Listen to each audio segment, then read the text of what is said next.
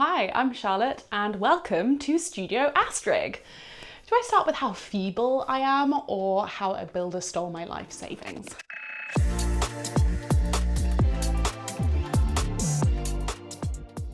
About 3 years ago, I caught COVID for the first time, which became long COVID, and I've now been diagnosed with ME/CFS and POTS. That means I get exhausted very easily, and if I overdo it, I can be confined to bed for days or weeks. Overdoing it can be as simple as standing up for a few minutes. I also have cognitive dysfunction, which means I can't read books and I can't tolerate computers for very long, which is why I've had to abandon my career in web development. When I first got sick, I lived vicariously through DIY YouTube, and I dreamed of a day where I'd be healthy again and could take on projects on my own. The longer I was sick, the more frustrated I got at not being able to make things. And then one day I just decided to not let that stop me anymore, and I came up with 3 rules to DIY with a disability. 1, work smarter, not harder. 2, take your time. And 3, ask for help. I have to be much more strategic about how I approach DIY, and things go a lot more slowly, but it's certainly possible, and I can't wait to share more of that with you.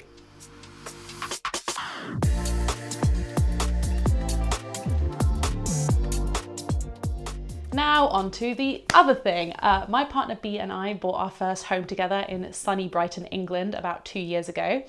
It was a standard 2 up, 2 down Victorian terraced house, and we wanted to convert the loft immediately into a bedroom. And things kind of escalated, and it ended up with us totally gutting the house and starting from scratch. We hired a full service builder because I didn't have the energy to do any project managing, and things were going great. They ripped out the entire ground floor and they started building the dormer, and then they disappeared.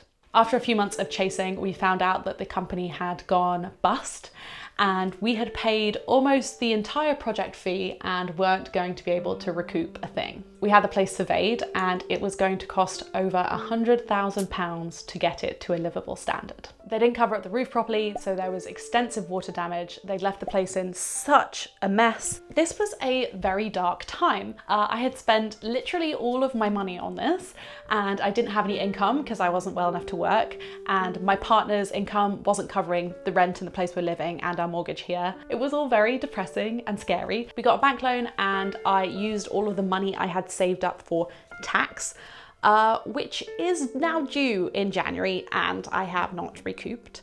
But anyway, we got a new crew of builders to continue the work. We had to finish the loft conversion to make it watertight, but we were pretty ruthless about what else needed to be done before we moved in. Like, we left one bathroom just a completely empty shell. My biggest DIY contribution to the project was to build the kitchen from scratch. I also, out of necessity, had to learn how to lay underfloor heating, and we laid all of the flooring ourselves. We finally moved in April last year, but the house was in a very sad state. There was no paint on the walls, there was no carpet in our bedroom, we didn't have doors anywhere, that literally not even on the bathroom. There was no trim, no curtains, no kitchen countertop. And over the last year, I've been slowly chipping away at those things. And although there's still a lot more to do, it's starting to really feel like a home. And since I had to give up my actual career, I thought maybe this could be a thing, you know, making videos about the process of doing up my house with a chronic illness. As far as I know, there aren't any disabled makery YouTubers, and I think it's really important to have representation in this space because making things should be accessible to everybody. We just have to be really aware of what resources we have. For example, I don't have a lot of physical energy, but I have a lot of mental energy, so I can spend the time thinking through how to approach a problem and then executing it in the most efficient, least strenuous way possible. Maybe the thing you're lacking is space or time or tools or money, and all of those things can be worked around. I truly, truly believe that everyone should have the ability to learn how to make their space better, regardless of their circumstances. Following that, I just want to be really clear about my privileges and the resources I have that enable me to do this, because I think it's so common to see, people on the internet being like, well, if I can do it, you can too. And then it turns out like their dad's a builder and their sister's an electrician, and maybe you do not have access to those things. So I want to be really transparent from the off. I don't have any friends or family in trades, but my mum is an interior designer and my dad used to run a creative construction company, so they would make like exhibition sets and conference sets and that kind of thing. So neither of them are very hands-on, but they both have a lot of experience in renovating and decorating houses and working with trades. They also instilled in me that I could do or make anything, which is where this extreme extreme overconfidence comes from. I also had a very good education and access to computers from an early age, which enabled me to learn how to code and make a good income and eventually buy a house. My background is that I went to art school. I studied jewelry design and I have a master's in computational arts. So I love material and learning how things are made. So I've dabbled in sewing, in pottery, in ceramics, and all kinds of things. But I really had very limited woodworking experience until I bought this house. But over the last couple of years while I've been sick, I've spent countless hours watching YouTube videos about interior design and woodworking. So I have a lot of theoretical knowledge in those areas. Editor Charlotte popping in here just to say that I cannot believe that I forgot to mention that I have access to a workshop. When we had our first round of builders, I decided to build the kitchen because I wanted something really bespoke and it was going to cost a lot more money getting someone to make it than it would be for me to just learn how to do it myself.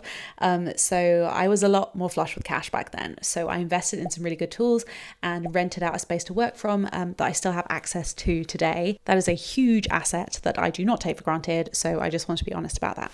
And regarding my experiences with YouTube, back when I was physically capable of reading, I used to run a book review channel.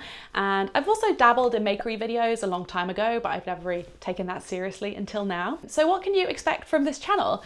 I have done a lot of the boring things, like I have hung all of the doors, but you know, I still have a half-built kitchen, we still have a completely empty bathroom. Basically every space in this house needs a lot of care and attention. Coming from a design background, I want to be really intentional about my space.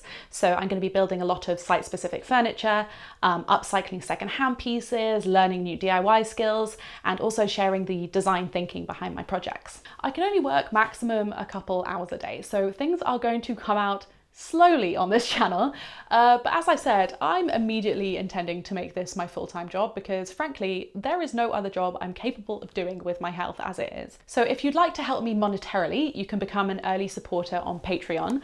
The main perk at the moment is that after every video on this channel I'm doing an after show with my partner B, where we discuss a lot of like behind the scenes of the project. And you can also see a bonus video, which is the prototype video I made for this channel. Other than that, I'd really appreciate your comments and you sending this channel to like that one friend you think might be into it. I'm launching with my first 2 projects that I'm sitting in front of, but this is just the beginning.